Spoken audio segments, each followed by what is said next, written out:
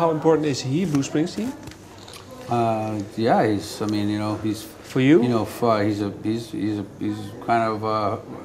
You know, you wouldn't put him in that fatherly thing, but in some sense, wow. Especially as a musician, here's a guy who can, for 40 plus years, play to the masses of people, put on a 4-hour show, and still be grateful for his fans, make time for people after the show.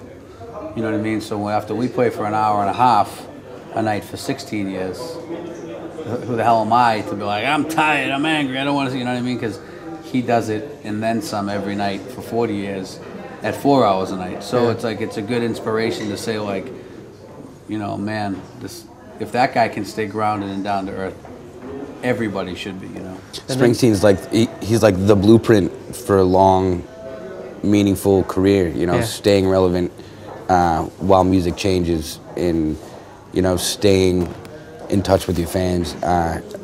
It's what we can only hope to do. Great ass too. Both sides. And has he been an inspiration songwriting story-wise? Oh yeah, he's because you also write stories. He definitely, you know, I mean, I think that influence on us came from the way traditional Irish music tells a story. But he very much paints a picture and tells a story of, you know, of the American blue-collar experience, and you know, we're probably somewhere in the middle of that. It's all inspirational, and it's all that's why his music will always stand the test of time, because it is timeless, because it's stuff that people will always, because even if it's told through the eyes of, you know, driving a car through New Jersey or whatever it might be, it's stuff that everyone can relate to and feel. You know what I mean? Yeah. The battle rages on. Last story. What is this battle for you? I mean, I think that's probably our political statement of the album, and that no matter who's in power, what's going on, there'll always be that kind of class struggle of, you know, the haves and the have-nots, and you know, the responsibility of people maybe like us to speak up, to fight back, to question, you know, your government, question how people are treated, if they're being treated equally, maybe in the workplace, you know. It's just kind of like the thought process of, man, look at everything that's going on today with recession and struggles with government. It's never changed since the beginning, you know what I mean? It's always been people in power lose touch and don't really, you know, when they stop remembering that they're there to serve the people that they work for, and it becomes about them, there's going to be problems. So it's just kind of about how from whatever you want to call, you know, if it's medieval times to now, anything, it's nothing ever changes. How is Obama doing? Because when he came into office in 2008, everything was about change. There was really some sort of vibrant feeling around the world, and now things are going to happen. And now give him a chance. Give him a chance. I don't feel like he got a chance in those first 4 years. It's nice to give 16 more years. I mean, he inherited quite a mess. Yeah. I think that, unfortunately, like most politicians, a lot of things he promised, he got into the political machine, and it proves that no matter what his intentions were, fortunately or unfortunately, in this case, unfortunately, one man doesn't call the shots, and there's far bigger problems in our government than just the president can solve. I think he's a charismatic leader. He brings people together, but I think he's got a big hill to climb, and he doesn't have all the tools to do it because people are fighting him.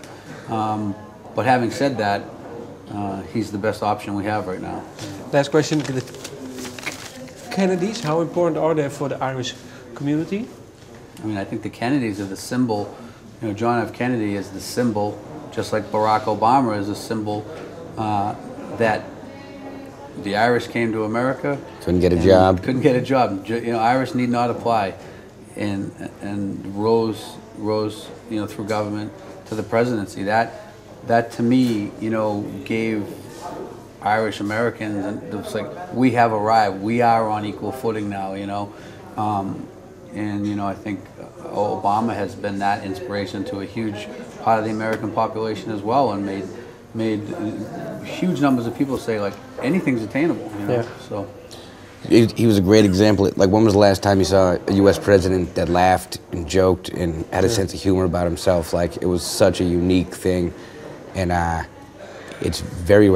Bill Clinton dipped his toe in that a little bit. He seemed like he seemed kind of like a regular guy, but Kennedy was a different, and that's why it didn't last. You know, it was too real for that position, and it's just something that like Ken said, in the Irish community, he was an example of being able to change things and make a life for yourself. What is